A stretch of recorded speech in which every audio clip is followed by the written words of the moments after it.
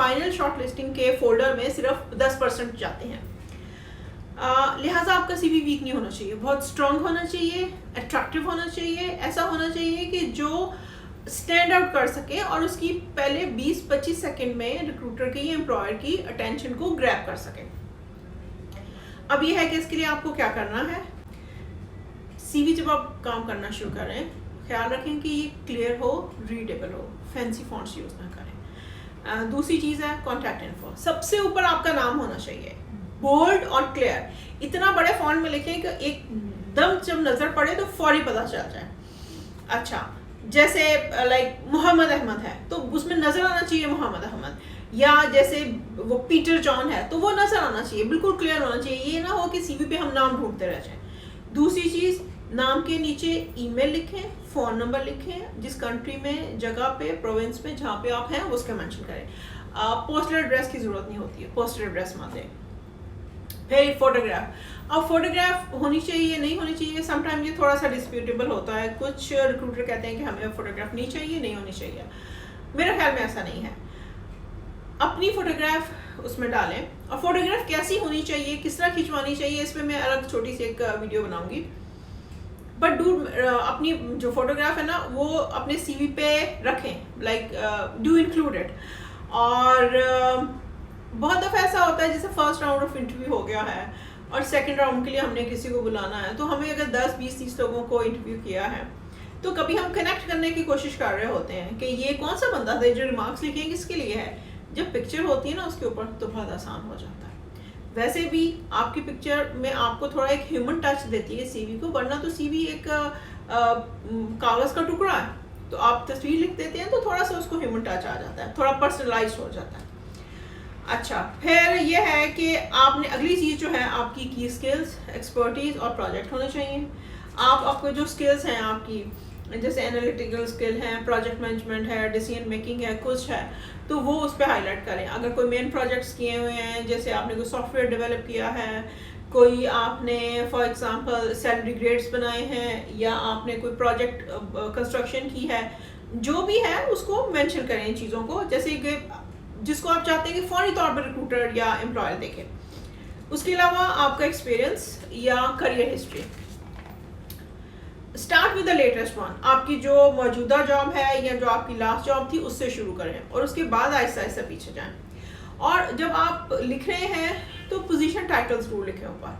Position title के साथ नीचे कंपनी का नाम लिखें, हो सके तो एक लाइन में कंपनी का इंट्रोडक्शन या मेन बिजनेस जो है उसका वो भी मेंशन कर दें। फिर ये है कि जिस कंट्री में है, जैसे पाकिस्तान, इंडिया, USA कहीं पे है तो वो लिख दें कि यहाँ पे थी ये कंपनी, जैसे USA, दुबई और UAE ऐसे।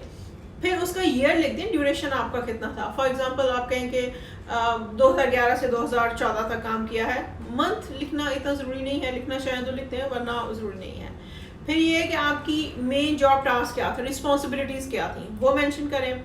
और वो वर्ब से शुरू करें, एक्शन वर्ब से, कंडक्टेड, हैंडल्ड, लाइक दैट। जो एक्शन वर्ब्स है ना उससे करें।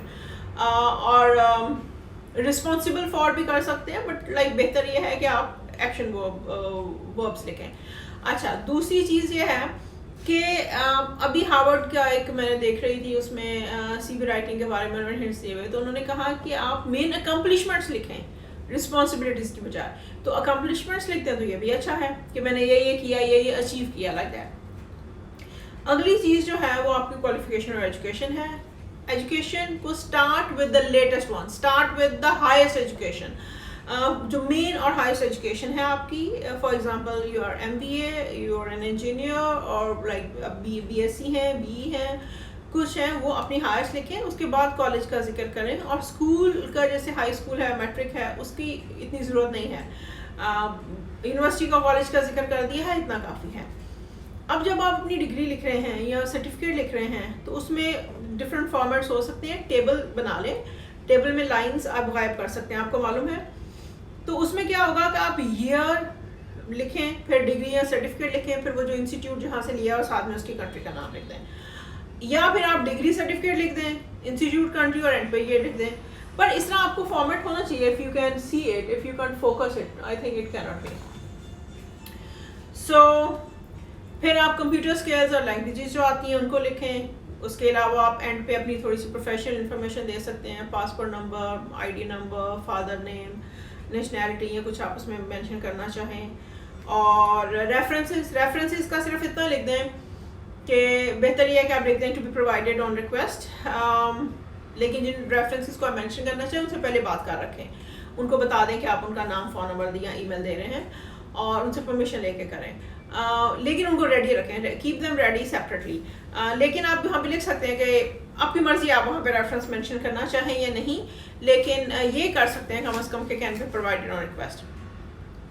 अच्छा, अब कुछ और चीज़ें जो सीवी जब आपने बना लिया है तो फिर जब आपने गौर करना है, उसको रिव्यू करना है, तो आपने देखनी है नंबर 1, शॉर्ट सेंटेंसेस या फ्रेजेस यूज़ करें, बुलेट्स यूज़ करें, जो फॉन्ट है वो कंसिस्टेंट होना चाहिए।